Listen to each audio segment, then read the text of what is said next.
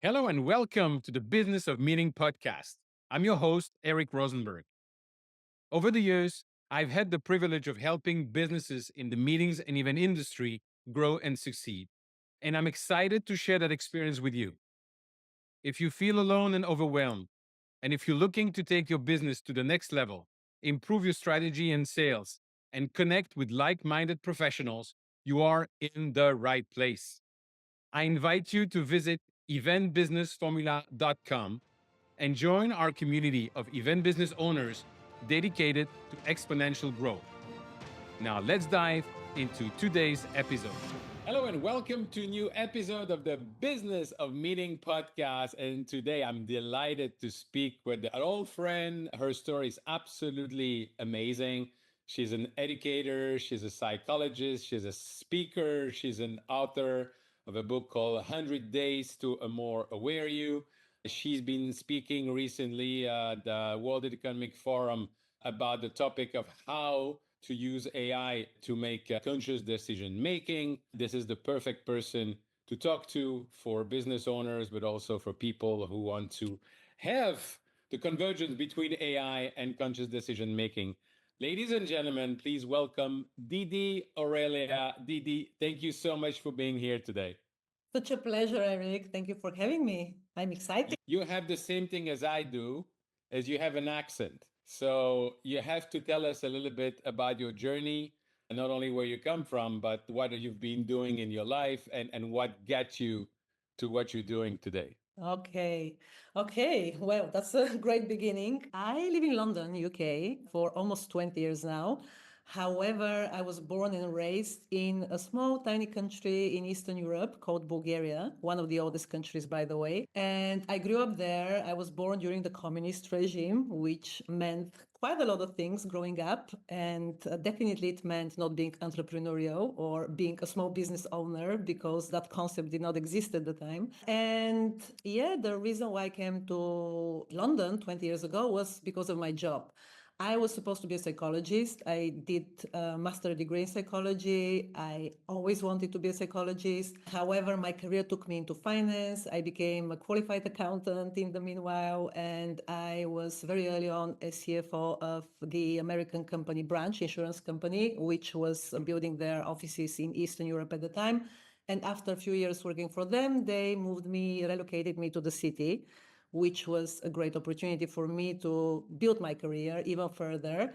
And I stayed in the city for about 10 years, working for different companies, generally on finance executive roles, leadership roles. Quite often, I mean, I loved my CFO role a lot in Bulgaria because I had much more helicopter view. As a CFO, you directly report to the CEO. You are in charge of most of the projects. You have the helicopter view of what's going on in any company. And when I started, we were 7 people. When I left, we were 45 people. So it grew significantly. And I was part of that.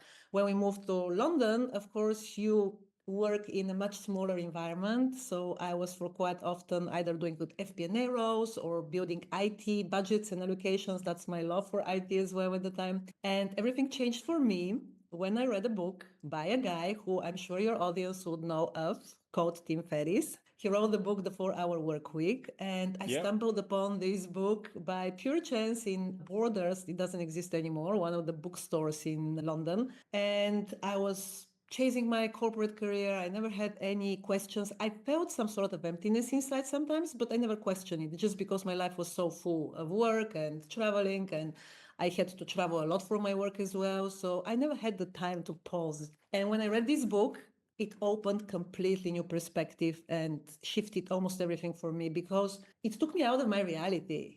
I did not know that people can live the life that he described, that they can work less, that they can retire early, that it showed me that I'm very stuck in my own framework and what good life is. I decided that I need to change that for me, and my quest of figuring out what's next for me. And no, I don't want to be stuck in a corporate career, which I loved, by the way. It's not that I didn't, but it didn't feel the right thing for me long term. I was 32 or 33 at the time, thinking, what the heck, is this how my life is going to look like, working from 7 till 9 for other people?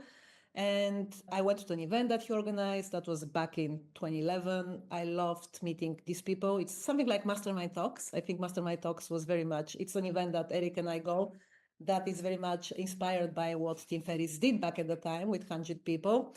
And I decided that I'm out of corporate and I'll go back to psychology, coaching, and then building my own business. And once I had my child, when I got pregnant, I built my first. It wasn't full on business, it was more like a project, but it was the thing that took me out of corporate. So I created, at the time, it was very popular to do online programs. I created a baby feeding program. I created a YouTube channel where I talked a lot about parenting. Smart Parent Stories was the time at the time called, and I delivered a lot of values to parents at the time. And I blended my psychology, conscious parenting, psychology education into what I thought it's a way to live a much more conscious and aware way. And that's kind of the beginning of how I transitioned to where I am now. So fast forward, I built a school, Montessori school, when my son was 3 years old. I ran it for about 7 years up until a few months ago. And now and then whilst I was running it, I still had the same love and desire to learn more. How can I be a more conscious human? How can I be more aware? And you know that because you have kids. When you have children, they highlight that need quite significantly for you. You're either becoming more aware, you'll dive deeper into unconsciousness. And I studied more. I truly loved, even when I studied Montessori, just so that I know by running a business that is completely new to me, from finance to education, I needed to know that I would be able to answer the questions that my staff would have for me, that I can run a business knowing where I stand for, and set up a vision based on what I believe, because our vision is also always based on what we believe is the right thing, right? And yes, and then I wrote a book 2 years ago, my book, 100 Days to a More Aware You. It was a passion project as well, which turned into something bigger. It started as a project over Instagram, but then people loved it so much, they said you should publish it as a book. And it was just pouring what I was living at the time, how I felt at the time. It was very much about my love for spirituality and my love helping people to pause, sometimes to take even 5 minutes a day to pause and think about what's important to them. What kind of labels do I carry that I do not need anymore? What identities I'm building up that I don't care of? And now my work expands more on More Aware You. So I'm building a platform, educational platform with different educational trainings for more aware parent, more aware children, more aware leadership. And I am very passionate about doing workshops for organizations and for people as well to help them grow and claim their power and become more aware. So here I am. Amazing. From a small place in an old country called Bulgaria, all the way to London, changing my identity a few times on the way. That's fascinating. As a psychologist, I can understand the change from finance to education, although it's different and it's very helpful to have the background you have. How did you become a CFO? And I don't know many CFO whose background is actually psychology, although they should be using it more, but it's quite unique. It's very interesting because when I studied for ACMA, which is the equivalent of, I would say, probably CFA in the States. I don't know what's your ACMA. It's very much management accountancy. It was pure chance. When I joined the company that I joined, Marsh & McLennan was an insurance broker company, and they have a sister company called Mercer, which was in consultancy and HR. So they were supposed to basically have a sister company opening the offices back at the time in Bulgaria. And I was hired to welcome the opening of the office. I was still at university and kind of find my way. And I think that was only possible back in early 2000s in our part of the world where very young and brilliant people were given the opportunity to actually rise very fairly quickly because there weren't many people speaking language, being more entrepreneurial or being willing to say yes to a lot of things. So for me, it was just, I studied psychology. I went for a few courses on insurance and finance just because I joined this company. I like knowing what I'm doing and I like to know the businesses that I'm working in. It just gives me the confidence that I'm on the right path. And at the time we had external accountancy, both external company that was doing the American cover plus the local accountancy. And then I start doing a few things for them. And my boss saw that I'm really good at it. So I immediately enrolled for ACMA, which is like the accountancy course for. And then I did really well, like Got it. super well. And he Yeah. said, do you want it? And I said, yes. I think a lot of my success early on was because I kept saying yes to everything. I hardly ever said no. And that's kind of my advice to a lot of people when they say, oh, you should be very careful what you say yes to, what you say no to. And I'm like, when you're in your 20s, you say yes to everything because you have no idea which path will take you where. And that's been really, really good for me. And I remember I would say yes like immediately for any project without even knowing how would I deliver. And that turned to be a very good asset for a lot of companies because they're looking for someone who is willing to take a risk and step in and doesn't complain and gets the job done. And that was me. So that's my career. It was a pure chance.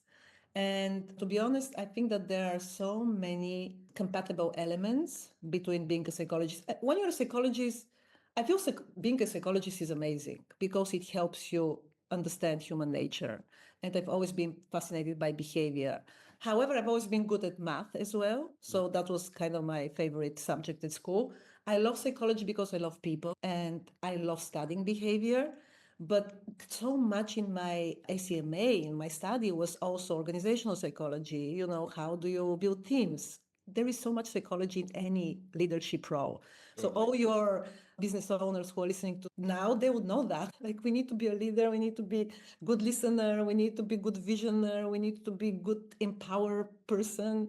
We need to be able to work with all sorts types of people and it's greatest asset. So I just truly love how my path turned into something different and it's going now back to something different as well. Great. Now, you're talking about chance. Yeah, you had chance, but that's the little part. You were prepared for chance and you were able to seize the opportunity because I see a lot of people that are afraid of making decision, afraid to making risk. They're always thinking about if I say this or if I do that, if I'm in a corporate environment, would it be good or bad for my career instead of thinking, would it be good or bad for the organization? And then they don't want to take any risk. So, saying yes. But you say something that I thought was very interesting as well, among all the great things you just mentioned in your career. You say that you were ready to take risk, although you were not ready and not knowing how you were going to deliver. And we both from Europe. Belgium was not as bad, but still a very socialist country, which is not encouraging entrepreneurship. How what do you, how do you attribute the fact that despite the environment in which you were raised, you were able to think like that and to act really as an entrepreneur?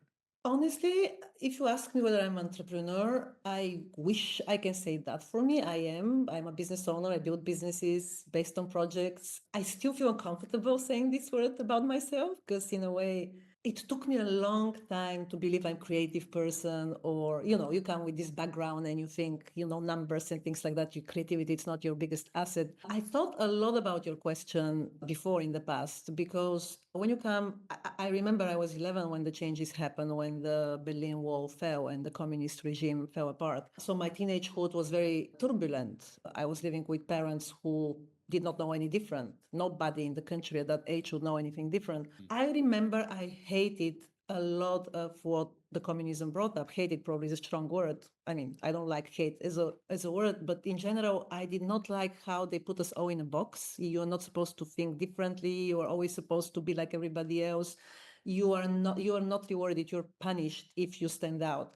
And I hated it as a child. I always remember that I felt that I have to hide it. And when I go back saying, how can I have such a successful career very early on? I've been appointed very early on for very senior roles in a men's world. In the city, I was the only woman out of 20 men, often at a meeting. And I was thinking, I know it's because I said yes. I said yes. I never complained. I always took the load from the CEO. I never said a word about overworking or being tired. Or I think it's not because I came with something special or I had good examples. I definitely did not have that many good examples, but it was my pure love and desire to learn.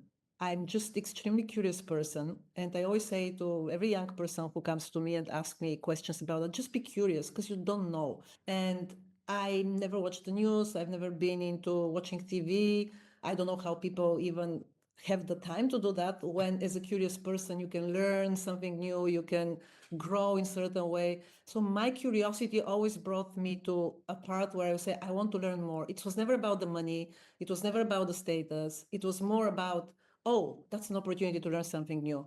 Oh, this is a new project, I have no idea, but I'm not going to be bored because I'm going to be in learning mode all the time. I honestly think that that's the main reason why I said yes to these things. It wasn't because I wanted to build something or I wanted like the big title. I just did it because I wanted to learn. And I feel I'm still like that right now. Curiosity I leads me agree with to you. try We new never things. stop learning. That's for sure. And then fast forward again, despite you didn't know before, despite your career, you decide where you are not at the top, but really, yeah, at the top or very, very successful. You decide that you don't want to continue in that environment. What was the reaction of people? It's like when somebody decided to start their own business, you always have some people that genuinely want to be nice to you. Said, are you nuts? Are you crazy? And the position you have and the salary you're making and blah blah blah. So I what's had a going lot on of in that. your mind at that moment? I have a lot of that. I had a lot of that. I remember I was afraid to tell my mother because leaving a high level job in the city to become what and to be who, and especially like building a school. Like school, it's not as rated highly in the mind of a lot of people when you have the successful finance career. It wasn't easy, I must say, because it wasn't easy not only because of people pressure, but because of my own questions inside. From the point of view of like I'm saying no to something that honestly, so a little bit step back, I tried to leave 2 years before I actually left. I tried to leave. I said, I'm just going to do consultancy. I'm going to figure it out. I'm going to be my own business. And I couldn't.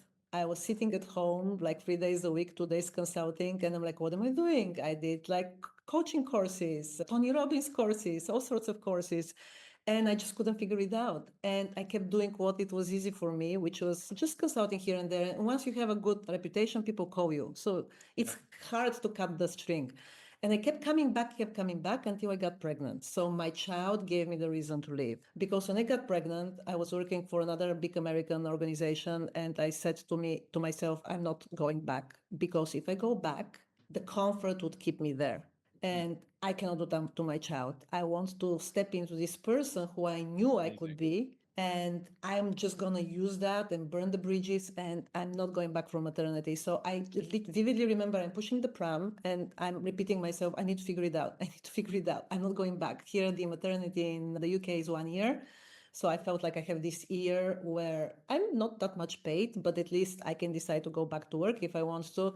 And I had to figure it out. And I burned the bridges. I wouldn't have done it otherwise. I mean, I did when my son was 3 or 4 years old.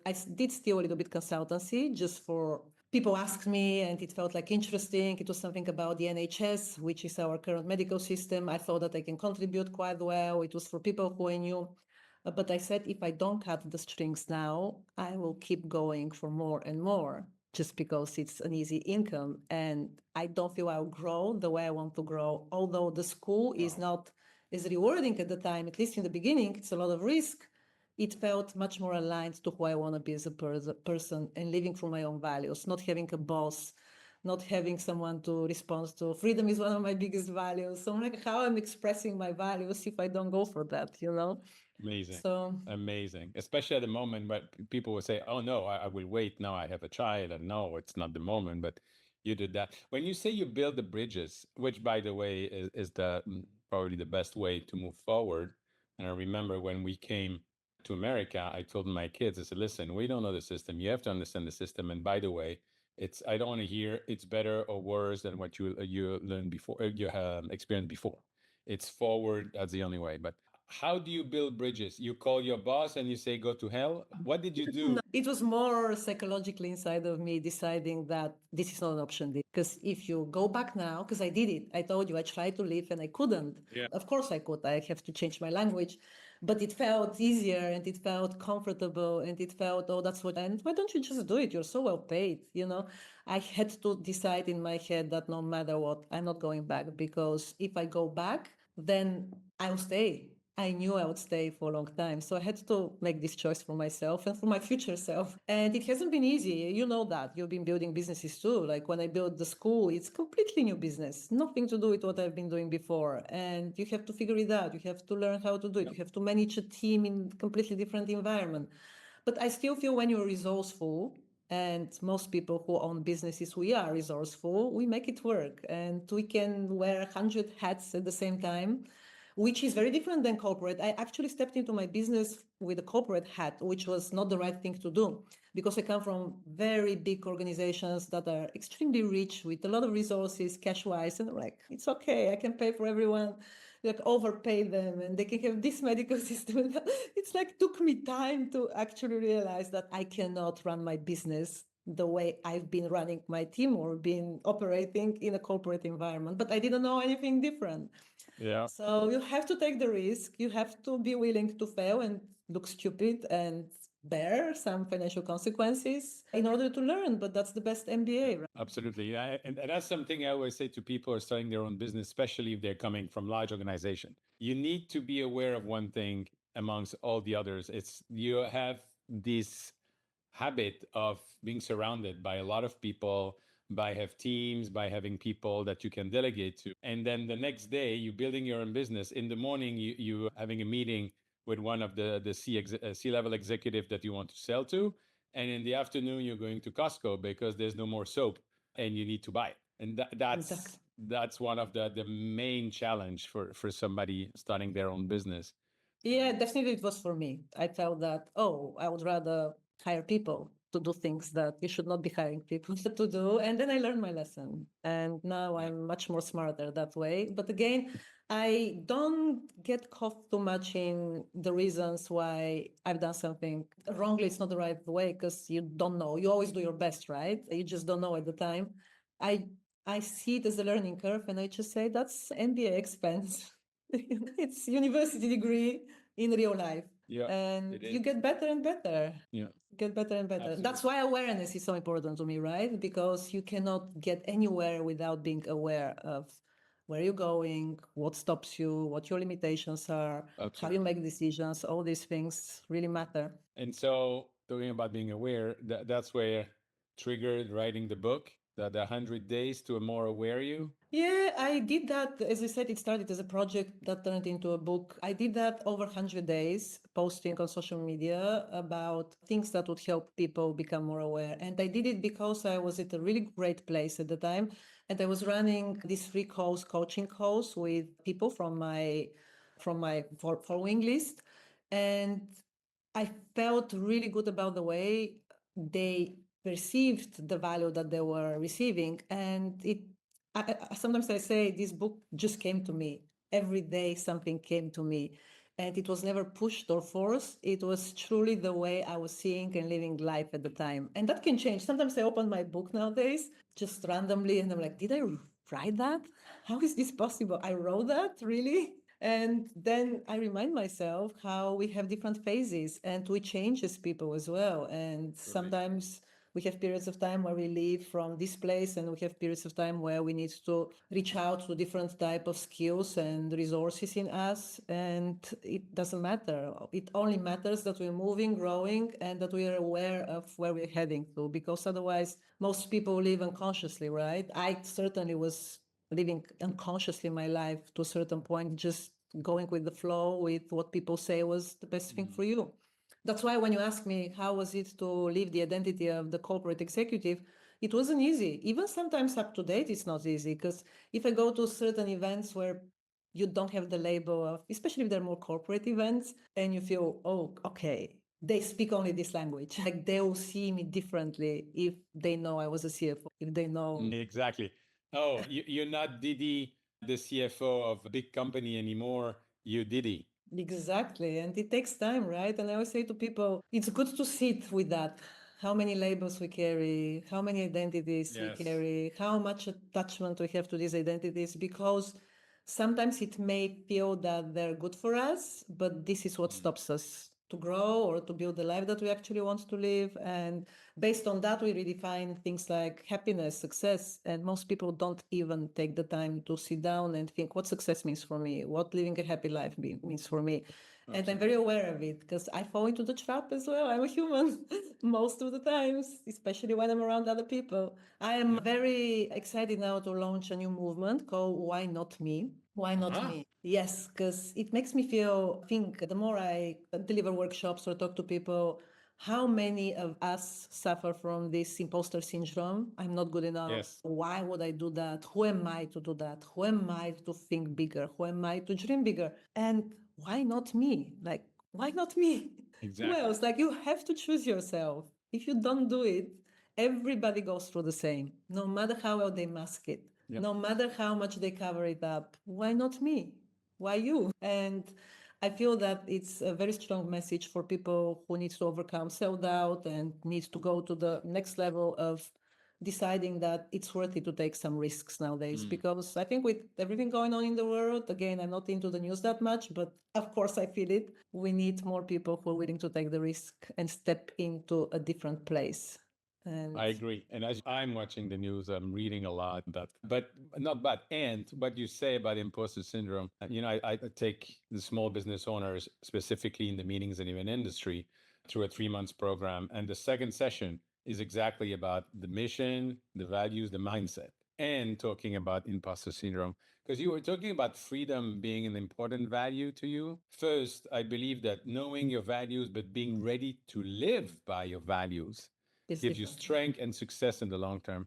But second, I think that related to imposter syndrome, the day you start not giving any importance to what other people think about you, now that's the path to freedom. And I'm not saying that you shouldn't care about people. Of course you should. And I'm not saying that you shouldn't ask question or learn from others. But when you start not wondering what they say in the States, was it coping not with the Jones or something like that? When you have to look what the others do or what they think of you. And when you start not giving a damn about it, that's what true freedom is, I believe. I truly agree with you. And it's a definition of spirituality. That's the enlightenment. You don't actually care anymore because you act from your internal desire and internal truth and internal knowing of what is it that you want to do. But it's a hard path, I must say.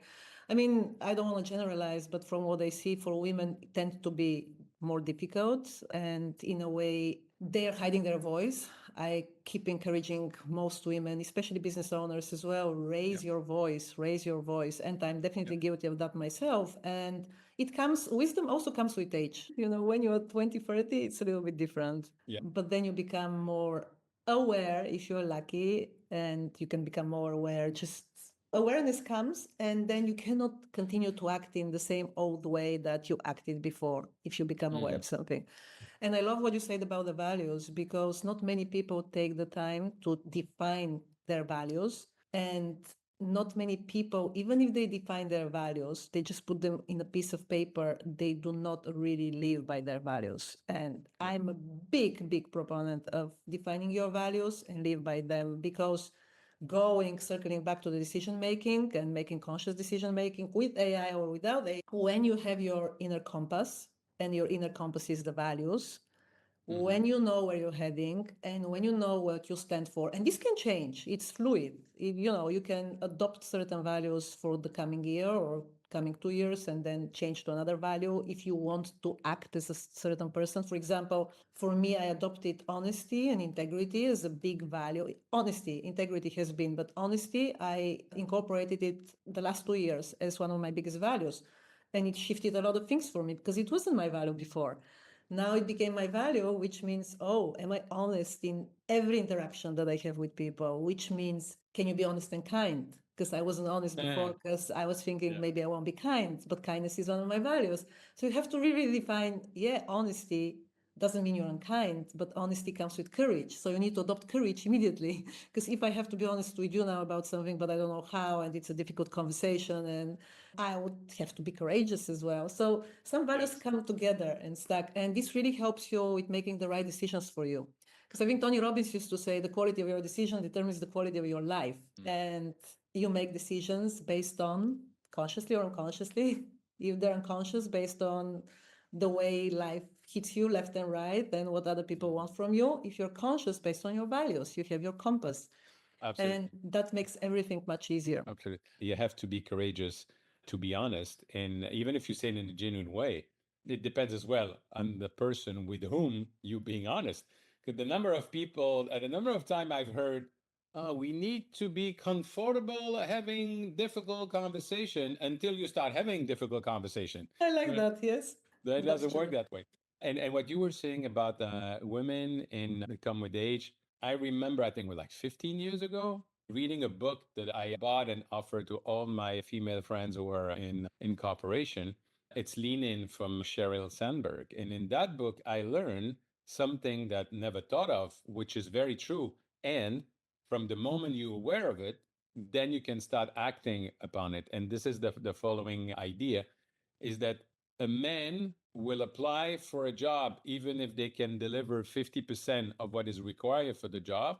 And a woman will wait to be at 90% of knowing what to do in the job to apply for it, which is insane if you think about it. But when you become aware of it, then you can also be a little bit more, you can lean in and be more competitive in that sense that you don't necessarily need. And your perfect example when you say that you didn't know how you were going to deliver, but you say yes and go with it. Yeah, I did not. I think somebody asked me recently at an event, well, is there something that I appreciate growing up in a communist country? Again, I was 11 when the changes happened. And my first reaction was, oh, not much. I did not like the fact that there was no free market and ability for you to be who you are, but who I was to know at this time. And then I thought of it and I said, actually, what I loved about that, and I always try to find things that we love versus things you don't like, right? Is the fact that I saw a lot of powerful women models, role models, because I come from a place where women were always working. I've never ever met a woman who didn't work. That's the first time in the UK when I came and I realized that there are women who stay at home moms. It never occurred to me that it's a possibility. In my reality, it never existed.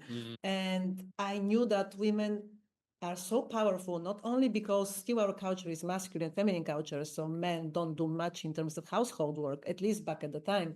Women not only take care of kids, not only do it all, but they also work. And they also work in equally high positions.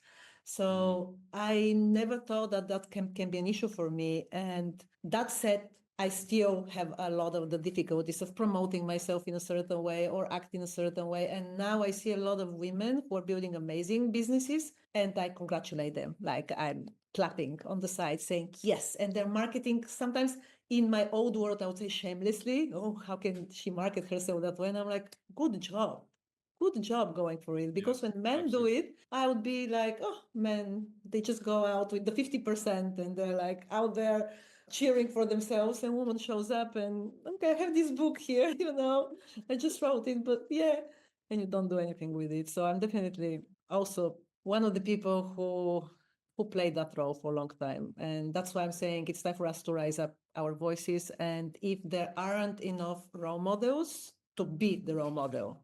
Yeah, No absolutely. excuses. Absolutely. I love it. And as a father of three daughters, I even love it more. Exactly. That's That's how why I they've thought been that you raised. have three women, three girls at home. So it's Yep. good to be aware And of that. that's how they've been raised. I always had this poster of Sheryl Sandberg quotes on the fridge, and I was like brainwashing the three of them. That if anybody tells you that you bossy, what do you answer? I answer, I have executive leadership skills. I love that, Eric. How was it the book that made you so much aware that you can Correct. incorporate that in your parenting? Correct. That was the book. And then this quote resonated with me. And so I print it and I stick it on the fridge. And since they were able to read and talk until they leave the house, I keep I keep repeating that to them. So yeah, Wow, amazing. That's how parenting can make you also aware of things that you may not even have thought of before. And for absolutely. the sake of your kids, you want Yep. to actually do it and live by it for the sake of Yep. your kids. If you are not in love of yourself so much to do it for your own sake. Sometimes it's easier for us to do things for others, right? As servers. That's right. That's right. That's right. Yeah. Didi, time flies. And maybe one day I'll be able to do like Joe Rogan, a 3 hours podcast, but I don't want to end this without asking about the impact of AI on conscious decision making. So I got the part of conscious decision making that you talked about and what you've done in your life. How now are you incorporating AI in that process?